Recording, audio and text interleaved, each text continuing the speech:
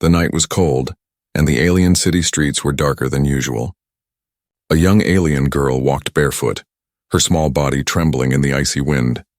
Her clothes were torn, her face pale, and her eyes carried the weight of too much pain for someone so young. She had been walking for hours, knocking on doors, begging with the same quiet words, "Please, show mercy." At the first door, she whispered her plea. The alien inside, a tall merchant, looked down at her with disgust. "Go away, little rat. I have nothing for you." He slammed the door, and the sound echoed in the empty street. At the second door, she tried again. An old woman with sharp eyes opened it, and for a moment the girl thought there might be kindness. But the old woman spat near her feet and muttered, "Burden, cursed child." The door shut harder than the first. The girl's hands shook. She was hungry, so hungry that her stomach made loud noises. She touched her belly, pressing down, trying to quiet the sound. Still, she walked on. Door after door, she begged. Some ignored her. Some shouted at her. A few threw scraps of rotten food, but even the dogs refused to eat it. Each rejection cut deeper than the last. By the sixth door, her legs were weak. She leaned on the wall, her breathing shallow. She thought maybe she should give up. But a small voice inside whispered, "Just one more. Try one more." She forced herself to keep walking. At the seventh door, she knocked softly. A family of aliens laughed inside, their home warm and filled with food. The smell made her dizzy. When the father opened the door, she whispered her words again. But he pushed her down the stairs and shouted, "Don't come back, street trash." The girl fell, her knees scraping on the stone. She bit her lip to stop from crying out loud. Tears burned her eyes, but she wiped them quickly. She had learned that showing weakness only made people hurt her more. She got up slowly and limped to the next door. The eighth door opened just enough for an alien mother to look out. The girl begged again, her voice smaller this time. The mother looked at her child standing behind her, then back at the alien girl and shook her head. She closed the door gently, but the rejection still felt like a knife in the girl's heart. Ninth door. 10th door, 11th. Each one gave her nothing but cruel words and cold faces. By the 12th door, she could barely stand. She knocked, her fist weak. The alien who opened it didn't even let her speak. He threw a bucket of dirty water on her and sneered, "That's the only mercy you'll get." The water was freezing, soaking her thin clothes. Her teeth began to chatter and her body shook violently. She collapsed against the wall, shivering and coughing. Her small hands gripped her chest. For a moment she thought it was the end. Maybe this was her fate, to die alone, cold and unwanted, but her eyes moved forward. There at the end of the street was one last door. The 13th, her heart pounded. She whispered to herself, 12 doors rejected me. 12 times I was unwanted. If this one rejects me too, then maybe I should stop. Her steps were heavy, almost dragging. Each footfall echoed on the stone. The light from the 13th door was dim, but it was still light, a small hope in the endless darkness. She stood before it, her hand raised to knock. But she froze. Fear held her. What if they are crueler than the rest? What if this is worse? Her chest tightened. She felt she had no strength left to handle another rejection. Her lips trembled. She thought of turning away, but her stomach ached, her body burned with cold, and her heart whispered again, "Try. Just try one last time." With the last of her strength, she knocked. The sound was soft, barely a tap. She leaned against the doorframe, her vision blurry. She whispered her plea, so faint it was almost a breath. "Please, show mercy." For a few seconds there was silence. The girl's heart sank. She thought no one would answer. She thought this door would stay closed too. Then, a voice spoke from inside. Not cold, not cruel. A deep, steady voice, different from all the others she had heard. It asked, "Who's there?" The girl froze. The voice was not alien. It was human. Her eyes widened. Her lips parted in shock. She had heard of humans, rare visitors in this part of the galaxy. Some called them dangerous. Others called them strange. But she had never expected to hear one here behind the 13th door. The door creaked as it began to open. A warm light spilled out, brushing against her frozen face. Her heart beat faster. She didn't know it yet, but this 13th door would change everything. The 13th door opened slowly. Warm yellow light spilled out onto the cold stone street, cutting through the darkness like a gentle flame. The alien girl stood weak and trembling, her soaked clothes clinging to her thin frame. Her heart raced, afraid this too would end with cruelty. But then she saw him. A tall figure stepped into the light. His face was unlike any she had seen before. Broad features, sharp eyes, and skin not like the others. He was human. His hair was dark and a little messy, his clothes simple but clean. He looked strong, yet there was something softer in his gaze. For a moment the girl couldn't speak. Her lips moved, but no words came out. She thought maybe she was dreaming. The human bent down slightly so his eyes met hers. "What are you doing out here?" he asked. His voice wasn't harsh. It wasn't filled with anger. It carried something the girl had almost forgotten. Concern. Her throat was dry, her body shaking. She whispered again, the same words she had whispered 12 times before. "Please, show mercy." The human's brow furrowed. He looked at her closely, noticing the scars on her arms, the bruises on her knees, the way her small hands clutched her stomach. He could hear the hunger in her breathing. Without a word, he stepped aside and opened the door wider. "Come in," he said. The girl's eyes widened. She had heard many voices tonight, voices full of hatred, disgust, or cold indifference. But never had anyone said those two words. "Come in." Her legs hesitated. Fear whispered in her mind. What if this was a trap? What if he let her in only to hurt her later? She had learned never to trust too quickly. But another voice inside her, faint and desperate, said, "This might be your only chance." Slowly she stepped forward. Her bare feet crossed the threshold, leaving the cold behind. The warmth of the house hit her immediately. A small fire burned in the corner, filling the room with heat. The smell of cooked food lingered in the air, making her stomach twist with longing. She stood still, afraid to move too far, like a wild creature that might be chased out at any second. The human closed the door behind her. For the first time in what felt like forever, the girl was not standing in the dark. She was in the light.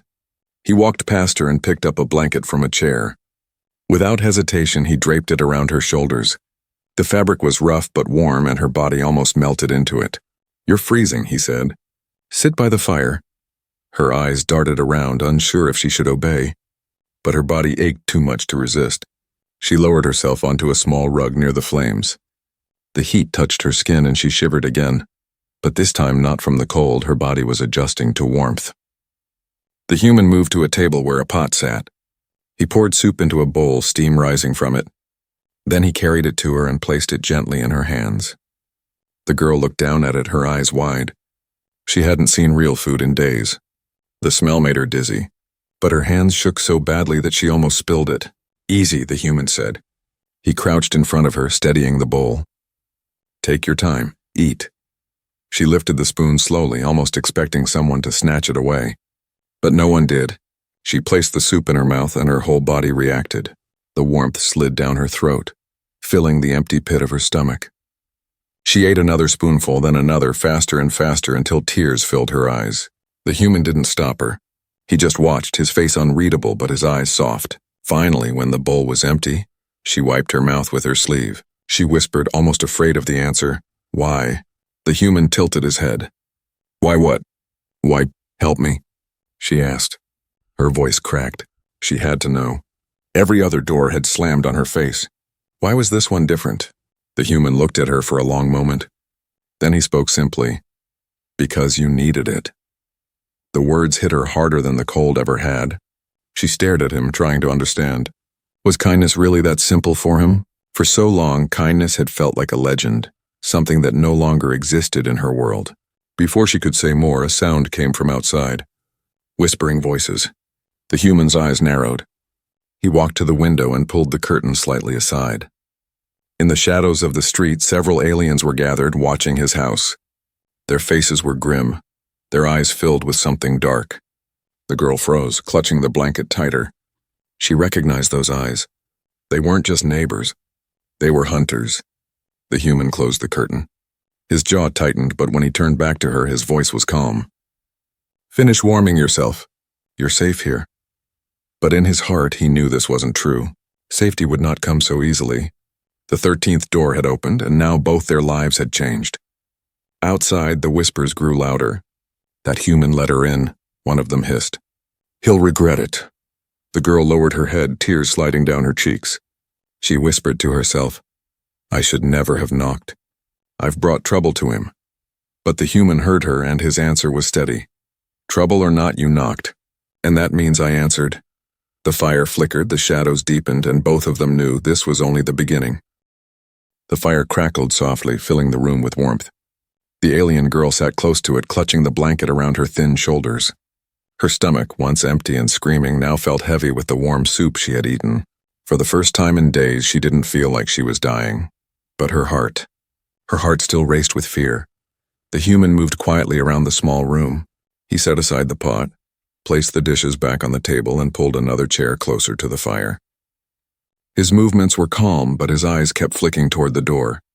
He had heard those whispers outside too, and he didn't like them. The girl noticed his unease. She pulled the blanket tighter and lowered her voice. They were watching, weren't they? The human sat down across from her. He didn't lie. Yes, he said softly. They were. Her head sank. She knew exactly who they were. Neighbors, merchants, even strangers who hated her simply for existing.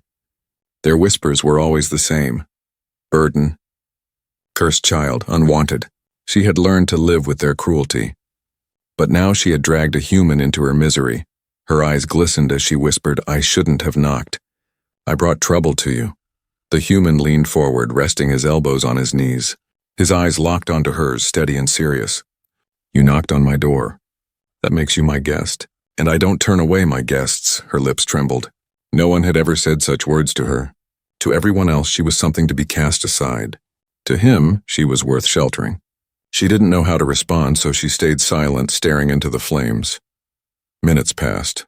The firelight flickered across her face, showing the scars hidden beneath the dirt. The human noticed them, his jaw tightening. Whoever had treated her this way wasn't just cruel, they were monsters. Finally, he asked, What's your name? The girl hesitated. Her voice was so small it almost vanished in the crackling fire. Lyra, she whispered. Lyra, he repeated as if testing the sound of it. I'm Daniel. Her head lifted slightly. Daniel. She had never heard such a name before. It sounded strange but safe. Silence stretched again, but it was different now. Softer, calmer. Then Lyra asked the question that had been burning inside her. Why? Daniel raised an eyebrow. Why what? Why help me? Her voice cracked. She hugged the blanket tighter. You don't even know me. The others, they all hate me. They say I'm cursed. They say I bring ruin. And maybe they're right, so why? Daniel leaned back in his chair. He let out a slow breath, his eyes never leaving hers. Because you needed help. And that's reason enough. Her eyes filled with tears.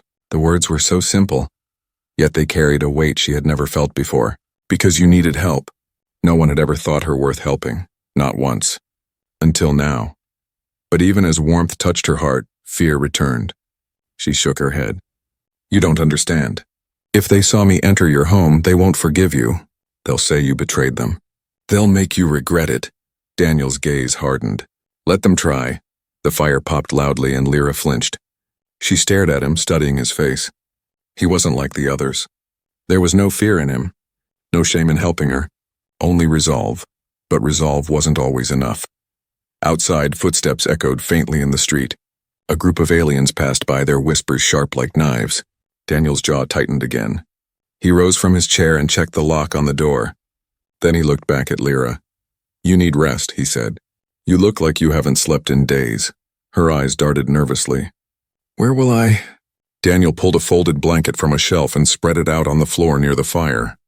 He placed a small cushion at one end and patted it lightly. Here, it's warm and you'll be safe. Lyra looked at the blanket, then back at him. She wanted to believe his words, but the world had never been safe for her. Still, her body was weak, her eyelids heavy. She lay down slowly, pulling the blanket tight around her. As the firelight flickered against the walls, her eyes began to close. But just before sleep took her, she whispered, Daniel.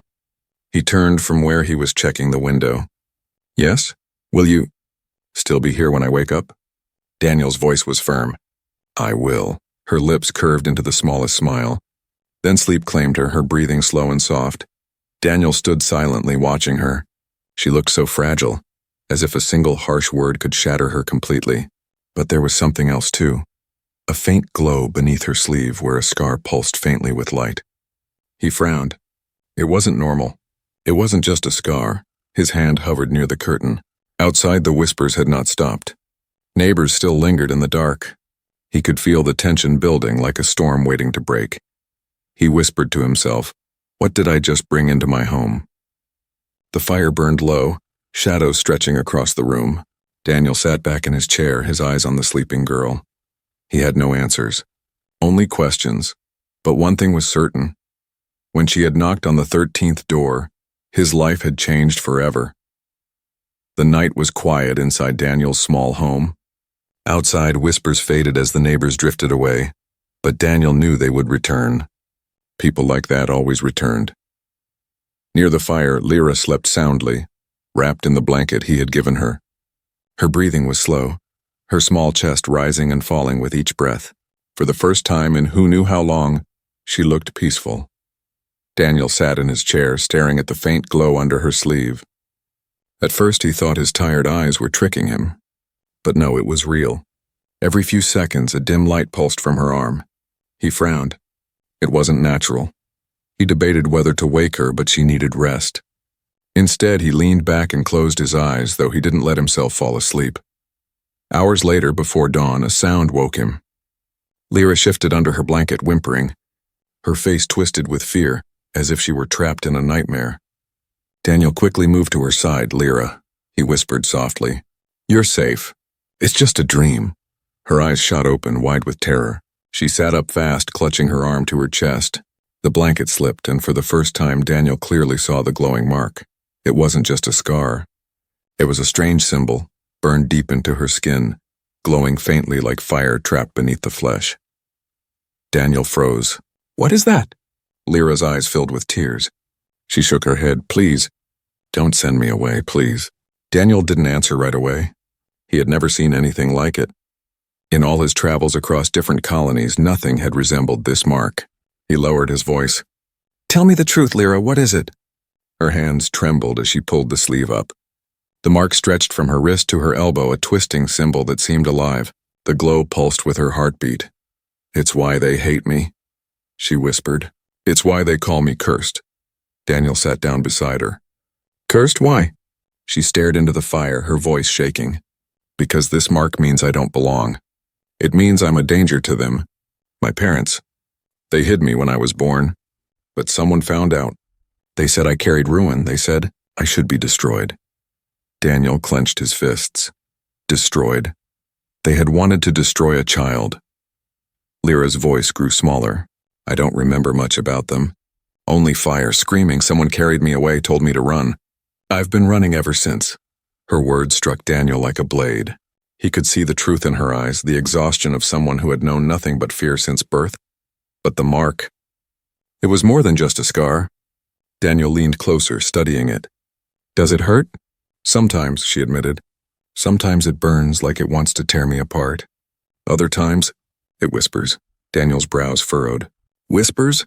She nodded slowly, tears sliding down her cheeks. "I hear voices when it glows. They tell me I should give up.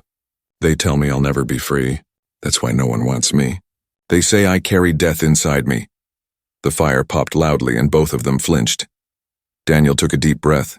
"Listen to me, Lyra. Whatever that mark is, you are not death. You're a child. You're alive. And you deserve to live." Her eyes widened. She stared at him, searching for a trick, a lie. But his face was steady, his voice calm. "He meant it," she whispered. "Even if it means danger for you." Daniel's jaw tightened. He thought of the whispers outside, of the hunters that might come again. He thought of the risk. But when he looked at her, so small, so broken, yet still fighting to survive, his answer was already decided. "Yes," he said firmly. "Even if it means danger for me." Lyra covered her mouth, a sob escaping. No one had ever said such words to her, but before the moment could settle, a sharp knock rattled the door. Daniel rose quickly, his hand reaching for the metal rod he kept by the fireplace. The knock came again, harder this time. A voice shouted from outside, "Human! We saw the girl enter your home. She doesn't belong here. Give her to us or suffer with her." Lyra's face drained of color. She grabbed Daniel's sleeve. "Don't open it. Please don't open it." Daniel moved to the door, his body tense. "Stay behind me." Another voice joined the first, low and threatening. "She carries the mark. You don't understand what she is. Protecting her will doom you. Daniel's grip on the metal rod tightened. He called back, his voice sharp. She's under my roof now, and I won't hand her over.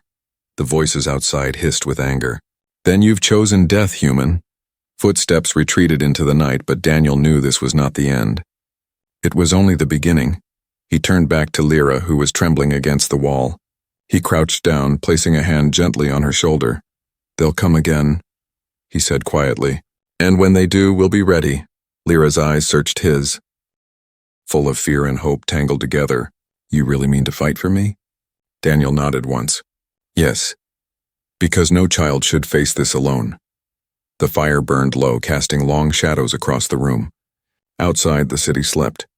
But in the silence, the promise of danger hung heavy in the air, and the secret of the glowing mark was only beginning to reveal itself. The silence after the threat was heavy. Lyra sat curled up near the fire, her glowing scar hidden beneath the blanket, while Daniel stood by the door, listening to the fading footsteps outside.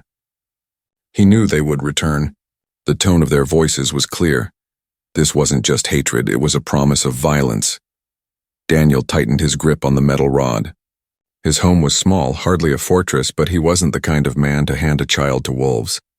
He turned back to her. They'll come again. Tonight or tomorrow. But they will come. Lyra lowered her head, her voice trembling. Then you should send me away before they return. I don't want you hurt because of me. Daniel crouched beside her, looking her in the eyes. I've seen men abandon people in war. I've seen entire colonies sacrifice the weak to save themselves. Do you know what I learned from that? Her tearful eyes blinked at him. What? That abandoning the helpless makes you no better than the monsters who hunt them, he said firmly. I won't abandon you, Lyra, not now, not ever. Her lip quivered. She wanted to believe him, but the weight of fear pressed heavily on her chest. Hours crawled by. Daniel didn't sleep. He sat near the door, the rod resting across his knees. Lyra dozed lightly, but even in sleep she whimpered as if chased by nightmares. And then it began. The first sound was a scraping across the doorframe, then a sharp knock, not like a visitor but like claws rapping against wood. Daniel rose silently, signaling Lyra to stay low. The door rattled once, then again harder. A voice hissed through the crack. Last chance, human. Hand her over. Daniel said nothing. His silence was answer enough.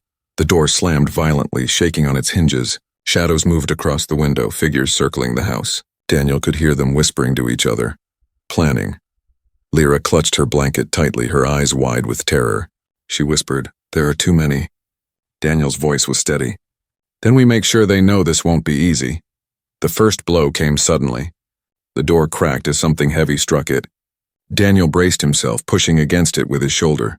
The wood groaned but held. Break it down. One of them shouted outside. Another strike. Splinters flew. Daniel gritted his teeth. He wasn't strong enough to hold forever. He glanced at the window and spotted a figure climbing through. In a flash, he swung the metal rod. The figure crashed into the wall with a sharp cry, slumping to the floor. Daniel wasted no time. He shoved the body back out the window and slammed the shutters closed. But there were more. Dozens, maybe. Daniel, Lyra cried, pointing to the door. It burst open, wood splintering into the room. 3 aliens stepped inside, their eyes glowing faintly in the dark. They carried crude blades, their sneers sharp as their weapons. Give her up, human, one hissed.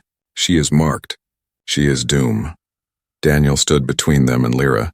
His rod gleamed in the firelight. You'll have to kill me first. The first attacker lunged. Daniel swung hard, the rod cracking across the alien's jaw. The second came fast, slashing at him.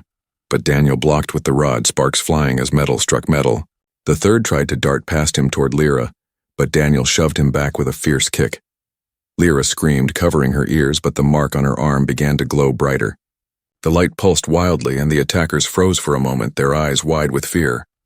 The mark awakens, one shouted. Daniel didn't waste the moment. He slammed the rod into the second alien's chest, knocking him to the ground. He turned to the last one, but the attacker stumbled back, hissing in terror at the glow coming from Lyra. They backed away, dragging their injured comrades. This isn't over, human, one spat. She'll destroy you. She'll destroy us all. Daniel slammed the broken door shut after them, his chest heaving. He dropped the rod to the floor, sweat dripping down his face. Behind him, Lyra sat trembling, her glowing arm pressed against her chest. Tears streamed down her cheeks. I told you, I bring nothing but danger.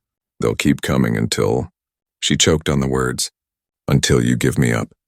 Daniel knelt in front of her, taking her small hands into his. His voice was steady, unshaken. Listen to me. They came because you're alone. They thought no one would protect you. But now you're not alone. You knocked on my door, Lyra. That means you're mine to protect. Her tears fell faster. No one had ever spoken to her like that. No one had ever chosen to stand with her. The fire burned low, throwing long shadows across the ruined doorway. Daniel tightened his grip on her hands. He knew this was only the beginning. They would come back stronger with more numbers. But he also knew one thing with absolute certainty. They would regret underestimating a human. And somewhere deep inside Lyra's glowing mark, the light pulsed stronger, as if responding to his words. The broken door stood half open, its wood splintered and cracked. The smell of smoke and sweat filled Daniel's small home. He had fought off the attackers, but he knew they would return with more. Daniel moved quickly, pushing a heavy table against the doorway to block it. His body ached from the fight, but his eyes stayed sharp. Survival in war had taught him one thing: never relax after the first attack. Enemies always came back. Lyra sat curled up near the fire, her blanket clutched tightly around her. Her glowing mark still pulsed faintly, the light fading as her fear calmed. She looked at Daniel with wide, wet eyes. You shouldn't have done that, she whispered. They will kill you. Because of me. Daniel turned to her, his voice steady. I've faced death before. If they want to try, they can. But Lyra shook her head fiercely. You don't understand. No one survives when the mark awakens. People die around me. That's why they hate me. That's why I don't deserve help. Her words stabbed at Daniel's chest. He knelt in front of her, forcing her to look into his eyes. Listen, Lyra, you deserve help because you're alive. Because you're a child. Because you knocked on my door. Nothing changes that, her lips trembled. She wanted to believe him, but the fear inside her was louder than hope. When Daniel turned to fix the window, Lyra made her choice. She slipped off the blanket, rose quietly, and crept toward the shattered door. Her small steps made no sound. She thought, if I leave now, he will be safe. They'll only chase me, not him. Her hand touched the cold air outside when Daniel's voice stopped her. Where do you think you're going? She froze. Slowly, she turned back. Daniel was standing, arms crossed, his sharp eyes locked on her. Her voice cracked. I can't stay. If I stay, you'll die. It's better if I go. Daniel's face hardened. You think leaving will fix this? You think running will make them stop? No, Lyra. Running only makes them hungrier. Tears spilled down her cheeks. Then what choice do I have? You have me, Daniel said simply. Her chest ached at his words. No one had ever said that to her. No one had ever chosen to stand beside her, not even her own people. But before she could answer, a distant horn echoed through the night. Daniel's jaw tightened. They're calling for more.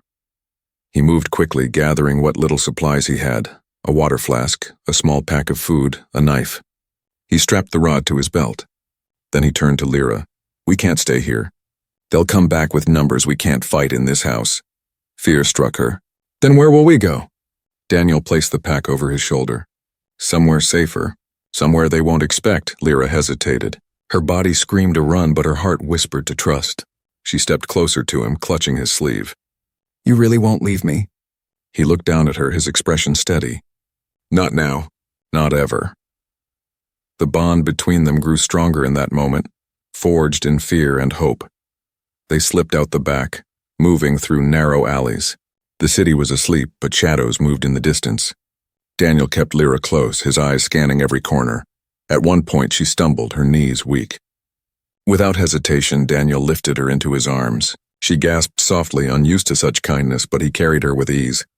You don't have to... She began. Yes, I do. He cut her off. You've walked alone long enough. Let me carry you now. Her small arms wrapped around his neck. For the first time, she allowed herself to rest against someone without fear. They reached an abandoned storage shed at the edge of the colony. Daniel set her down gently and checked the place. Empty, safe enough for now. He lit a small lantern, its glow soft and steady.